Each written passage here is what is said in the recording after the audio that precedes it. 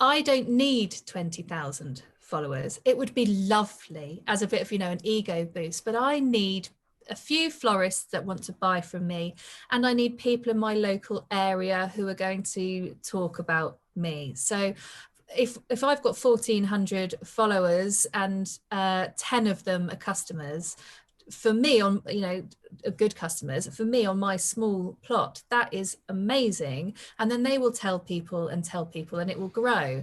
I think 20,000 followers is, it's amazing. And if you have a business that you are running online and you can put yourself out to everybody worldwide, then that's great. But for me, I'm just a small flower farm on the Buckinghamshire Northamptonshire border, so I've relaxed about that, and every new little follower I'm like, oh, so and so's followed me, or I wonder who they are. It's lovely. In this week's episode, I interviewed Jess from Lolly the Hare.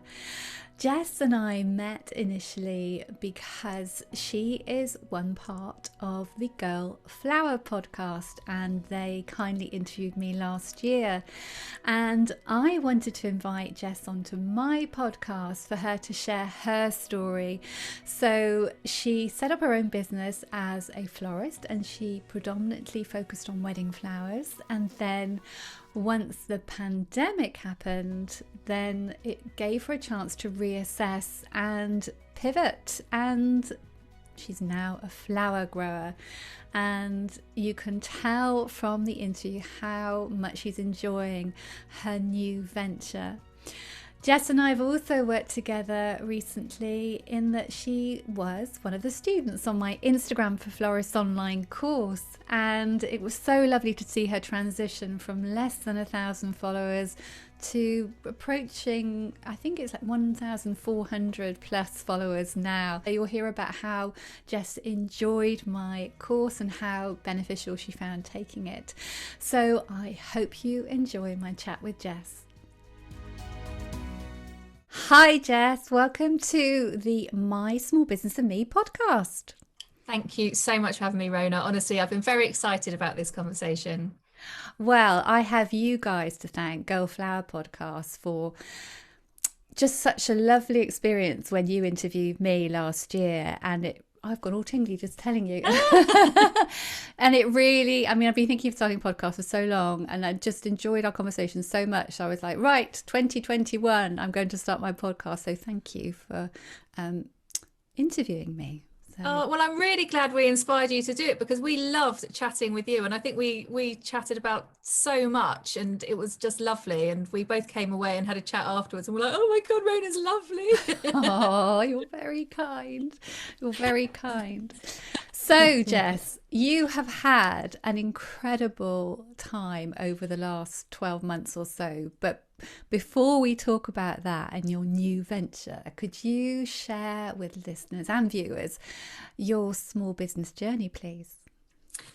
Okay, so I'll go right back to the beginning. So I went to university and I studied textile design, and I think I went to university because I wanted to go to university, and I had done textile design in college and I liked design, and I realized during that 3-year degree that I'm not a very good textile design student. I think I got away with doing the bare minimum. I loved the people that I met, I loved the experience I had, I loved design, but textiles wasn't for me. And I came away from university and ran off around the world sailing for a couple of years. Like you do. How just lovely. Like you do. Oh, it's the naivety of being young, isn't it? And just taking those jumps. And when I came back, I was a bit lost. I got a job making sandwiches in a cafe and was renting a room in my brother's house, and just kind of feeling, now I'm back, I don't really know what to do. Then him and his girlfriend got engaged, and we were looking at Wedding Flowers and Accessories magazine and getting very, very excited about the flowers. And I just had this moment of going, oh my God, I know all these flowers. Like, I've always gardened. Like, I've always been in the garden with my grandparents, with my mum. I've always liked flowers. Studying textile design, I bought a lot of flowers and drew a lot of flowers. And it just struck me that it was all design, like everything is design and proportion and texture. And I had one of those tingly moments where I was like, I'm going to do your wedding flowers.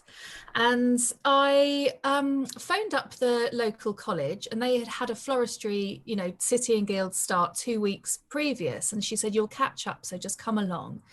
And so I went to this really, really old-fashioned City and Guilds course in my college, and sat down. And on the first day, we were making buttonholes and corsages, and I just went, "Oh, this is it. This is what I'm supposed to be doing."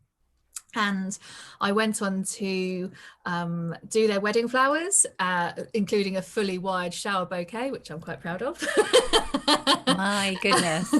And then I had the opportunity to reopen the old flower shop in my local town.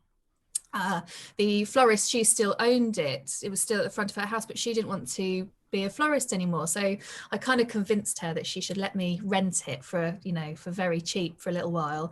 And if there was anything I didn't know, I could always call on her and, employ her. So we opened just before Valentine's Day. And she came in to help me, and we did Valentine's Day, and I was kind of like, oh my God, this is amazing. And so that shop only lasted a year, not because it wasn't successful, but because I met the love of my life and fell pregnant. I opened the shop in 2007, and at the very end of 2007, we started setting it all up. And so I opened January 2008. And then I met Adam a couple of months after that. And so it all just it went a bit wrong. In the right kind of way. In absolutely the right kind of way. And then from closing the shop, I was doing weddings from the kitchen table. I remember having my little baby in a what do you call them, the little pouches on the front, and he was 10 days old, and I was making some friends buttonholes and bouquets for their wedding. So he's grown up being like a florist son, and I just did weddings from the kitchen table, and I freelanced to people. And I think I was lucky that we were at the age when all of our friends and friends of friends were all getting married, and so there was always a bit of work for me to do, which was brilliant. And then the children got a bit older, so I had a second child, and the children got a bit older. And in 2013, I moved to a house that had the most fantastic garden studio at the end of this long garden. And I just started doing more and more weddings. And then 2015, I took on a bigger studio, and I was just doing weddings, not massive amounts, but enough to call it a business. And doing Valentine's and Mother's Day as well. But it was just working very nicely until last year. So along that way, you met Vic, who's the other half of Girl Flower Podcast. So how did you guys meet? So it wasn't that many years ago. We both were freelancing to a lady who has an artificial flowers business, and she does a lot of bars and restaurants and shops in London, and does all their decoration. And we were both, oh my God, the hottest day of the year on a rooftop bar creating a tropical jungle. And it was a long day, and so we were up there all day just chatting. And from then we just got on, and we ended up doing a few more jobs for this lady as well, and ended up I freelanced for her a little bit, and then she came and rented a studio near me, and we just spent all day chatting. And then she told me she'd had an idea, and I had to do it. So how long did it take for you to get the podcast up and running? Well, we rushed into it. I think we spoke about it, and then quickly had a meeting in a pub, ordered some recording equipment, did a bit of YouTube research about how to record, ordered some recording equipment, booked some people in to talk with us. And I think we were recording within about 2 months of deciding we were going to do this podcast, because we'd searched everywhere and we couldn't find a UK British floristry podcast. And Vic was kind of like, we need to be the first one. We need to be the first one. We need to do it quickly. If somebody else hears about it, they'll do it. So we just went for it very, very quickly. And we are very glad we did. And now we've got some really good company, and there's a few podcasts out there, and it's lovely. It's just great that there are now British voices talking. And I personally can really appreciate how much time and effort you guys go into creating your podcast, because it sounds such an easy thing to do, but there's so much that goes on behind the scenes to make a podcast episode happen, isn't there? There is, and we're very lucky that there's two of us, and we never planned who was going to take what role within the podcast, but it does seem that Vic's just got the knack of editing. And I've got no clue. I tried and I felt like crying, whereas Vic just seems to do it like effortlessly, which then leaves me to contact people and do all the emailing and and chats with everybody, and I quite like contacting people. And in the beginning, I think it was kind of like, oh yeah, maybe we'll talk to you at some time, but a few people were like, oh, this is a brilliant idea. And now people are contacting us wanting to come on, or when I say, I always start the email with, oh, I don't know if you've heard of us, and have a little listen, and they're like, oh my god, we know who you are, yes, we'd love to come on. So I think when you grow in popularity, it makes it much easier to find people who will talk to you. And all of our guests are so lovely. They're just so happy to share all the information and tell their story, and we're just loving it. So looking back to life before your podcast, what do you feel you've gained from having the podcast?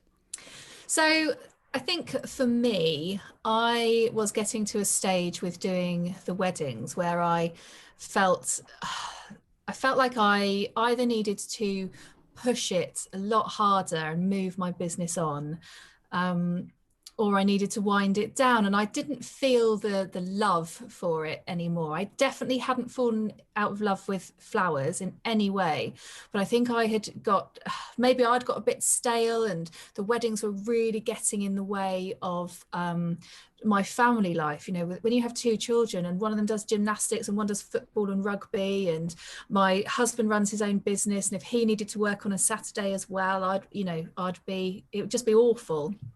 And so by doing the podcast, I think it just really reignited my passion.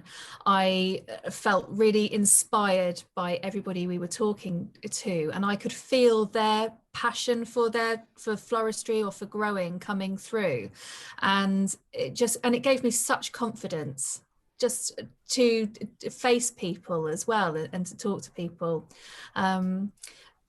So I've gained a lot from it, but I also realized very quickly that when we were speaking to growers, I had a million questions and I was just fired up, and then when we speak to florists, Vic is like, oh, she's fired up.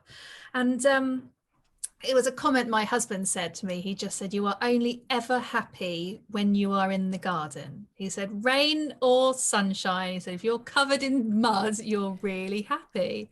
And I do have it's not a beautiful house or a beautiful garden, but I have made it beautiful, and it's all flowers and it's just gorgeous. And we just kind of started discussing maybe whether I could do it on a bigger scale. So, wow. Yeah. And what I love is you've shared your journey on Instagram, and I was looking through Instagram last night just prepping for this interview, and it's quite incredible what you are now growing on a wheat field. Can you tell us how your piece of land came about? So our very, very good friends have a farm, and my husband's workshop is on the farm. And years ago, I think I started speaking to him about he should just let me have a field. Just let me, simple as that, let me have a field. And he was like, oh God, Jess, another idea. And it came about that they have on the farm created the most stunning and stylish holiday lets, which look out over the field, which means that there's a large strip of field now that they don't want to grow wheat on and things. And so Andrew, the farmer, said he was going to put it down to a wildflower meadow. And I said, oh, I've got a better idea. I think we should. And then he said, oh, that would be a really nice idea. It would be great for the farm. It would be great for people coming to the farm. And that was all the encouragement I needed. So the shipping container quickly got put there. So I've got a storeroom, polytunnels erected, meters and meters of paths were put down. And as soon as I'd mapped out the beds, it kind of made sense, because it was just a long dirt strip with nothing on it. During COVID, there was a government grant. So for any self-employed people, I can't remember now, but I don't think you could have been a limited company. And I applied for it, and oh no, that's it. The government grants, they did 4 sections, didn't they? And then they did the loan. You don't have to start paying it back in a year. So it was a loan. So I took it and spent it all on plants and wind fencing and everything. Just literally just spent it all and more, and created this fabulous cutting garden that is just starting to now produce. And for the last 3 weeks I've been selling from the flower farm as well, which is lovely to have money coming in rather than out. How did you know though, Jess, to get a container? How did you know to get a polytunnel? How did you know, because your background is floristry. I know you say you like gardening, but how, from a piece of land to what you've got now, how did you know what to do?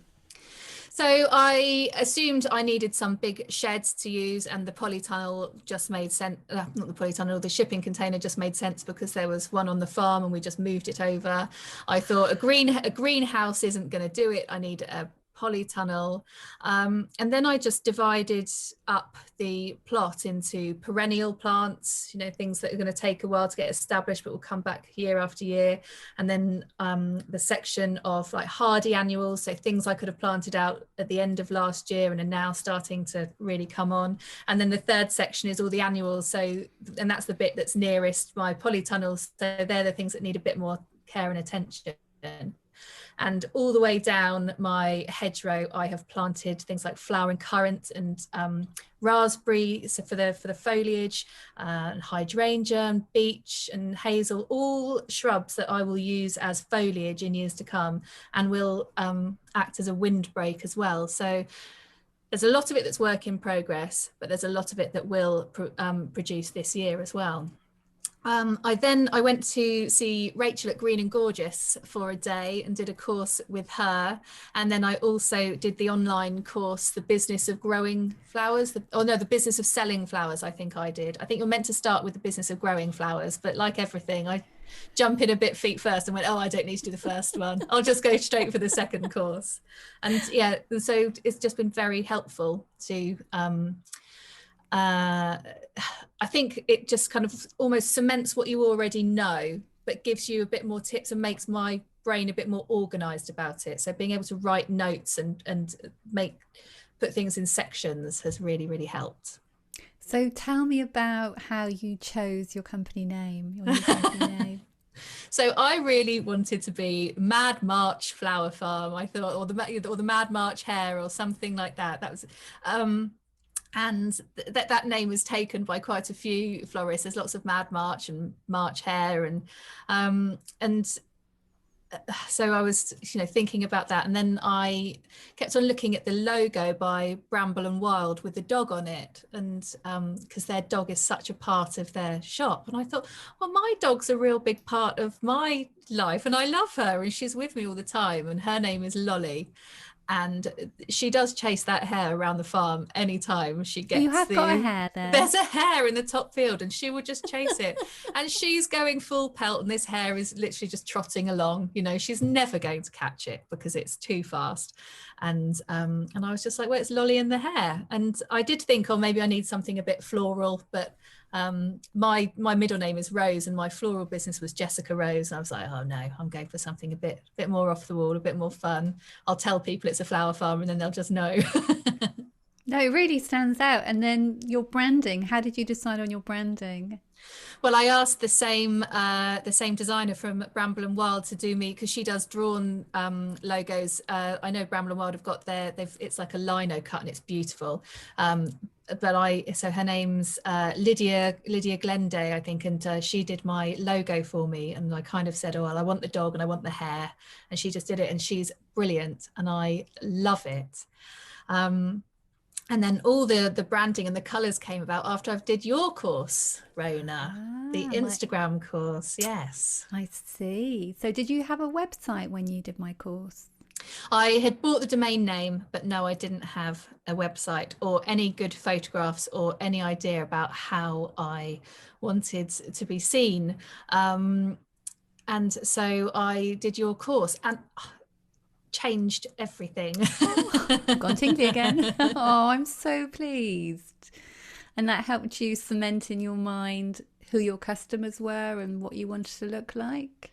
Yeah, so it just makes you think about everything. So, you know, I had my logo, and so there's a certain style with that logo, and I think I'd got caught up with looking at other florists and growers and their beautiful pictures and their 20,000 followers, and just panicking and going, well, I can't take a photograph that looks like that, and I don't think that's who I am, and so, you know, following all your advice and sitting down and thinking, right, who am I? And I'm a little bit colourful, a little bit crazy. I think you have to be undertaking what I did on such a, well, feels like a bit of a whim, but it wasn't. And so I just decided that I was going to use some colour and a bit of fun and some vibrant pops in there, and I started fiddling around with my camera and my phone a bit more and trying to take some better photographs myself, but also got a professional photographer in. I think on day one of doing your course, I was like, right, that's it, I'm booking a photographer, because I need some photographs of myself that I'm not embarrassed to show. So I did that, and now I feel much happier with all the lovely pictures I'm putting out on Instagram. And so instead of panicking about, oh, I haven't posted something for a while and I need to put a picture on, when I actually have some lovely things to take pictures of, I'm spending half an hour taking a photograph and then making something else and taking a photograph and photographing it somewhere else, and just so that when I do go to post to Instagram, I've got a lovely image that might be similar to what I've posted before, but what I want to say in my words is different, and it's just making my Instagram look a bit of a nicer place to visit. Well, and you've gained so many followers. I remember on the course you were saying, oh, it'd be really nice if I got to 1,000 followers. And now you're at over 1,400, aren't you?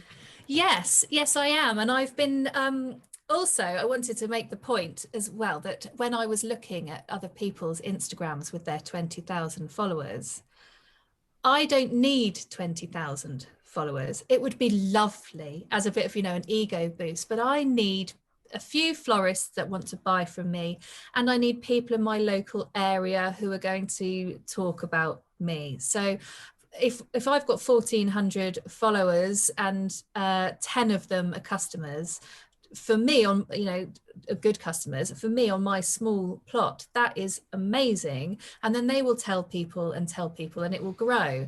I think 20,000 followers is, it's amazing. And if you have a business that you are running online and you can put yourself out to everybody worldwide, then that's great. But for me, I'm just a small flower farm on the Buckinghamshire Northamptonshire border, so I've relaxed about that, and every new little follower I'm like, oh, so and so's followed me, or I wonder who they are. It's lovely.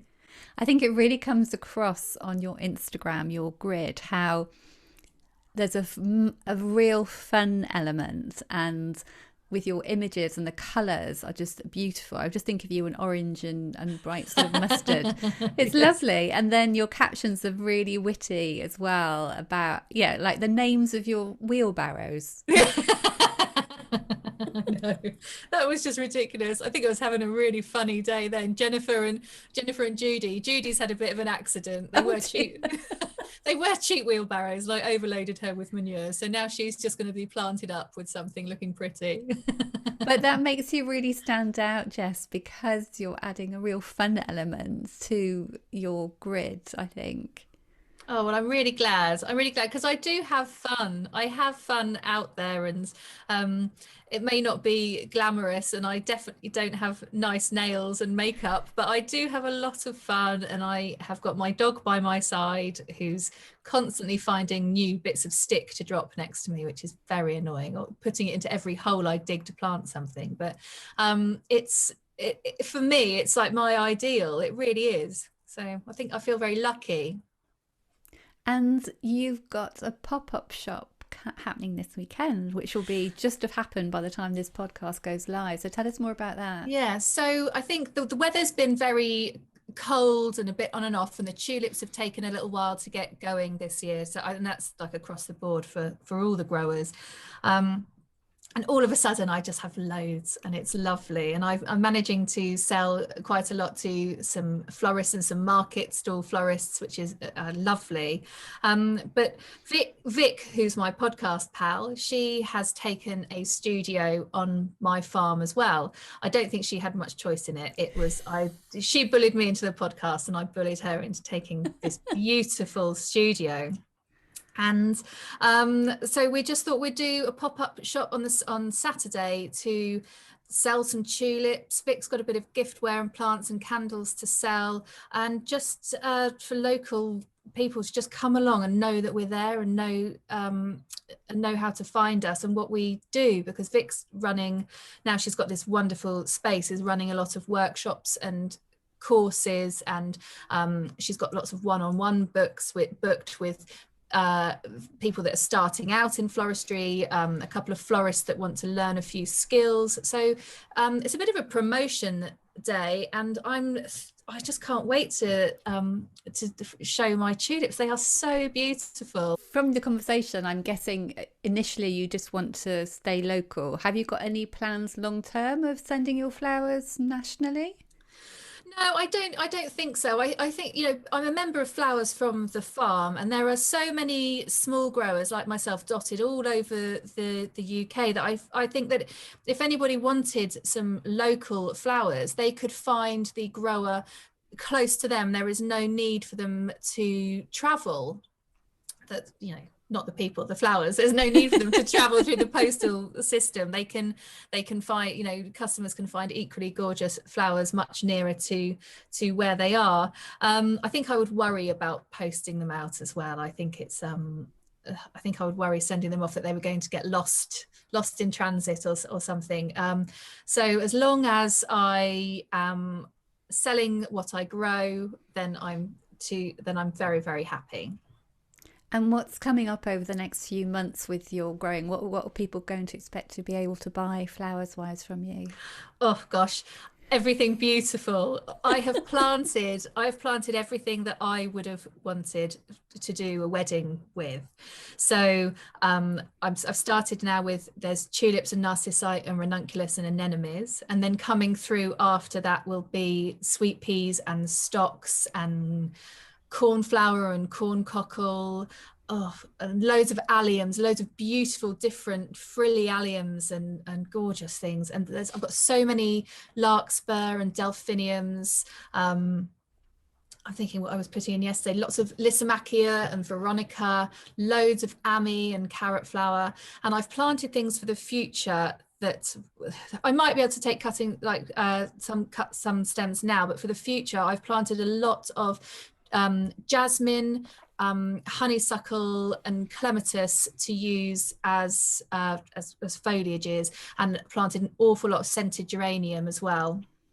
And because for my foliage, I'd much rather use scented geraniums and herbs. So I've done a whole walkway of lavender and rosemary, and a whole big bed of mint as well, like apple mint, because that's my favourite. So I really hope that when it's all established, that there will just be, from April till November, just the most gorgeous things. Oh, and dahlia, I got totally carried away with dahlia. So carried away, I had to buy a second polytunnel to house a smaller one, but to house all the pots, because they obviously can't go out just yet because it's still frosty. So yeah, I have a whole polytunnel of dahlia pots.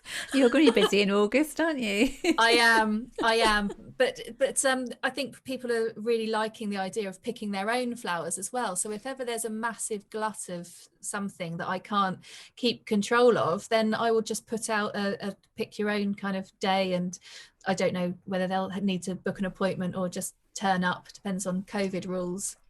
Absolutely. And I go locally to another flowers from the farm member, Plant Passion. Yes. And she does pick your own days, just as you're suggesting. You just book online, and it's really, really good. I love it. I can't wait for her to start offering those again this year. And that's Claire Brown, isn't it? That's right. And she's one of the founders of the growers course that I did, the business of selling flowers. So she's like a bit of a growing guru. I do everything she says. Oh. I think you've got such an amazing bonus in that you know exactly what florists will want to buy. Yeah. So florists in your area, so you're in Wicken in Northamptonshire? Yeah, so I'm right on the Northamptonshire, Buckinghamshire border. You basically cross over the border and turn left, and I'm there. And so I'm very near the market town of Buckingham and Stony Stratford. And there are a lot. We're very near Stowe School, Stowe House. So that's a big wedding venue. So we're in a really lovely, affluent area, and I just think I'm quite perfectly positioned for people to come from far and wide. Seriously though, I wish if I was a florist that I lived near you, because you'll have everything you could ever wish to have, and you'll probably also have been so particular and grown flowers and foliage in complementary colour bands as well. Yes, I very much thought about the colour palette this year. And so I have got lovely vintagey grey pink and grey blue larkspur coming through, lots of very soft colours, but with pops of pink, and my delphiniums, I've got some beautiful blue ones, and then really lovely sky blue, and then really dark purples as well. Of course, there's a lot of white in there, and for if weddings come back, please. When Yes, absolutely. And I've planted just a whole swathe of peach foxgloves, and I think they might come in next year, but when they do, honestly, I'm not going to be able to hold on to them. I think people are going to snap my hands off for them. So I thought you were going to say I'm not going to be able to give them away. I didn't sell them. I don't think I'll be able to keep any. I think they'll just go. So is your market going to be florists and also local customers who simply want flowers in their home? Yeah, I think it's going to have to be. I did initially think I just want to supply florists. I just want to supply lots, a big order, and give them gorgeous, gorgeous things. But I am able to supply local as well. I have had enough to fulfill my florist orders and local bouquets as well. And I knew there would be a lot of interest from florists for British grown, but there is also a massive interest from the general public. Everyone's very aware at the moment of their carbon footprint and plastic, and shopping local, and I think the British Growers Course has been also helped by the Dutch flower delays when everything kind of started back up again. And I don't think there'll ever be a time when we won't have Dutch flowers, because they are just perfect for what they're needed for, and for, you know, for a lot of florist shops. But for weddings and events and in your home, British flowers are lovely to include, aren't they? Absolutely. I've got to ask, Jess, are you doing all of this on your own? I have been. Yes. I have to give credit to my husband, who has very, very reluctantly put up polytunnels for me. And it's like the other, and being on the farm is brilliant. So just yesterday I was like, oh, the rabbits have chewed all those flocks down there, and because the rabbit fencing still needs to go in. And I found some really wide old drainage pipe, and I was like, right, well, I need that all cut into foot-long lengths so that I can put it around the flocks while they get going until the fencing comes in. And so, you know, the farmer's there, so I asked him if I could use it, and he said yes. And my husband's there, so I was like, Adam, I know you're really busy, but can you just chop this up for me? So in that respect, they're very, very helpful. And my wonderful mother-in-law has recently started coming once a week to help out. She just said, you need the help, I don't mind what I do. And so yesterday she came and just did a whole day of weeding for me. She was amazing. Wow, you're So very lucky. oh, I really am, because that is the bit that I don't want to do. I will do it, of course, but I want to get on with the planting of things. So yeah, so it's a little bit one and a half man band. And are you planning to simply grow this year, or are you going to do any floristry as well? No, I don't think I will do any floristry. I think I've got my work cut out for me getting my head around the growing. I also feel that I don't have a great floristry workshop anymore. I've got a work shed. So and having Vic on the farm, who is such a fantastic florist, it just makes more sense to hand any wedding inquiries over to her. And if somebody inquired through me, it would be because they wanted to use British grown. And you know, Vic is, I can wave to her. She can come and use whatever flower she wants of mine to create the perfect arrangement. So I think it's going to work nicely together in that way. So, if anybody's listening and they are inspired to start growing flowers just as you have made happen in the last 12 months, Yeah. what advice would you give them apart from go for it? Yeah, don't listen to me and just go for it, because that could end up in disaster. I honestly think that day at Green and Gorgeous was really eye-opening, because you can see the scale of their farm. It's amazing. Oh, I just want to live there. It's amazing. You can see the scale of it, and so you'll instantly know if you want to be that big, you know, because it's a big plot to take care of. And they don't and when they talk to you about everything that they have to do, you know, it's from the irrigation system to the planting calendar and everything. So it will give you a really good idea of whether you want to take on a massive scale or whether you would be happy with an allotment, because you can get a lot of flowers out of an allotment. And I think the working out your end goal before you start the beginning is really good. Like, I knew that whatever I was doing had to be equal to my floristry business, because I can't suddenly say, oh, lovely husband, I'm just not going to earn any money for a while, you know, I'm just going to do what I want, and you might need to take on some extra work. So you have to work out what it has to do for you before you know where to start. And don't get bogged down with trying to buy a piece of land. Land is expensive. Land is and anything that can be developed is going to be developed and cost you a fortune. So rent an allotment or two. Use your garden if you've got a big garden, or approach local farmers and see if they have got that odd patch of land that they can't really cultivate because it's a funny shape, and you know, they might be able to get some income off of you. And you know, but first of all, maybe plant, if you're thinking about it and you've never gardened before, maybe plant some stuff in your garden and see how you get on first. You might hate it. And you've got to be very patient as well.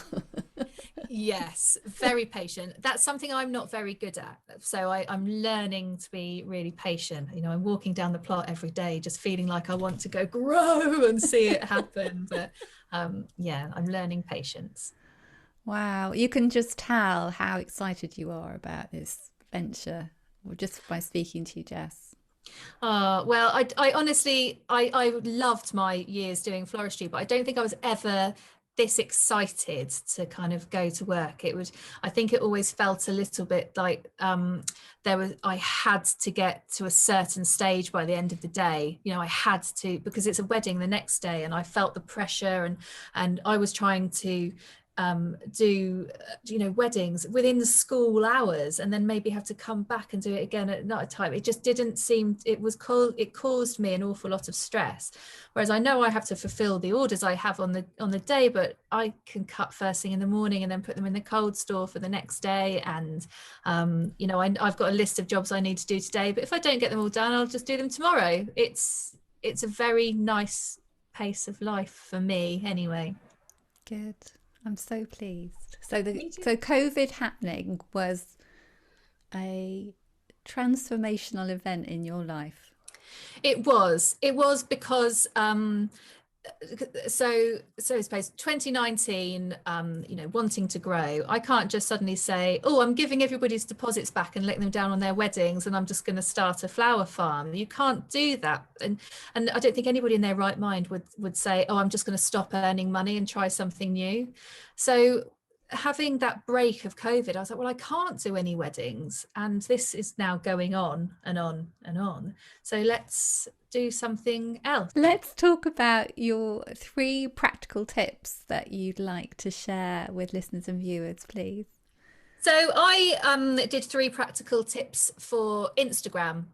Perfect. Because I was thinking about our connection is through doing, the podcast and doing your Instagram course. And I thought it'd be really helpful if people knew what I had gained from it. So the tips that I have done is, so the first one is photographs. So take them more mindfully. Just think about what you are wanting to say with each photograph. So I think it probably is one of your words, but post with intention. Like just know what you're wanting to post about, and put a nice picture there. And even if you haven't got anything nice to say, just not nice to say, but anything important to say, just say, oh, look at this lovely photograph I took this morning. And and on photographs as well, if you don't like showing your face, get some professional photographs done. It really did help me relax. And now if I do stories and things, I'm like, oh, I can look silly on this because I've got a lovely photograph to post. And then my second tip would be, don't be anyone else. Just because dark and moody photographs might be trendy at the moment, if you're not a dark and moody person, if you're not a neat, really stylized person, if you're a loud, chaotic person, just show it. And I'm really inspired at the moment. You've probably come across her, and I can't remember her name, but her Instagram is Dahlia Beach. No, you need to look her up, Rona. She's kind of a new grower, and she's nuts and she's crazy, and she sings and she dances, and she's gets her mother-in-law involved, and it's just lovely. And she is not being anybody else other than her crazy self, and I just love her, like to the point that I think I need to contact her and just go for a cup of tea. I think she might be my new best friend. Don't tell Vic. And my third tip, which is probably covered in the first tip, but it's just show your beautiful face. I have noticed on my Instagram, just putting a picture of yourself on there gets over twice the amount of likes of putting a lovely floral picture, because we are really lucky in that we've got a beautiful thing to take photographs off and show. And there are when you are scrolling through Instagram, if you're just doing a quick scroll, you go, yeah, nice flowers, nice flowers, nice flowers. And if you see somebody's smiley face, you go, oh, and you have a little stop and read what they've got to say. And yeah, so that's my third Instagram tip. Perfect. And you do all of them beautifully, and I really have noticed your photography game has gone up a level, and you've got a lovely blur in the background of lots of your photos now. I found my sweet spot. That's what I've done. Found it in the polytunnel. A certain time of day, the light comes in, and I don't have a nice background, so I just bought a background that lightens it. Just to stick on the wall, lightens it up, just nice. Perfect. Easy. And also I've seen some of your photos, sort of the golden hour just before it gets dark in the evening. I know, no filter on those at all. So on a frosty morning and when the sun comes down on that plot, it's just lovely. And I never want to go home when it's like that. I feel like I want to put a garden chair out and sip some Prosecco. Oh, maybe you can do that in the summer. Maybe that should be your end of season or something, or you should celebrate anyway with all the hard work that you've put in over the last 12 months. Yeah, I would love to. And I was always planning to do a bit of an open day when it started, but I think the pop-up shop is a bit of a toned down version of that because COVID rules are still in place. But yeah, a bit of a garden party, I'd love that. Just pick some flowers and have some cream tea and Prosecco.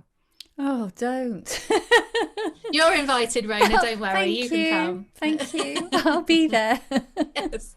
Thank you so much, Jess, for sharing your story. And I really hope that it inspires others to follow their dream and to really tap into what makes them happy. Yeah, so do I. Yeah, I think it's quite important to think about that sometimes.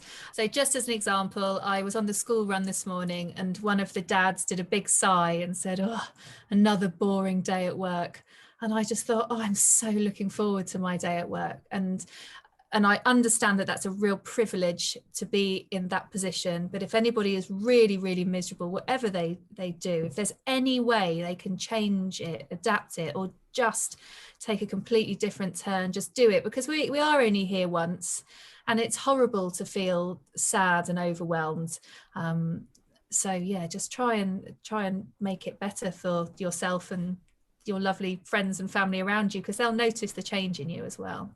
So let's finish off with you sharing what your day will pan out to look like, please. Oh, what, for the rest of today? Yeah. Well, I'm off to the wholesaler to pick up some more mint plants because I decided I haven't got quite enough. And then I will plant those. And then I've got a few beds that I need to put some netting over the top of to protect from the rabbits. And then I'm going to go into my polytunnel, probably listen to some podcasts and just pot on a few of my little seedlings that are ready. Sounds quite lovely. Nice. Yeah, it will be. Oh, well, thank you so much, Jess. And yeah, I hope one day in the not too distant future that our floral paths will cross in real life. I feel like I know you already anyway. Yeah. They definitely will. They definitely will, Rona, and I can't wait till we get together. And yeah, thank you very much for having me on your podcast. My pleasure. So I hope you enjoyed my interview with Jess. It was so lovely to catch up with her, and isn't it so apparent how passionate she is about her venture, Lolly and the Hare. Do pop over to Jess's Instagram and have a look at her beautiful images, and you'll be able to get a better idea of her setup and her location and her beautiful, beautiful flowers. So I hope you have a lovely rest of your day. It would be great if you'd like to subscribe and like and comment, and I will see you next week. Take care.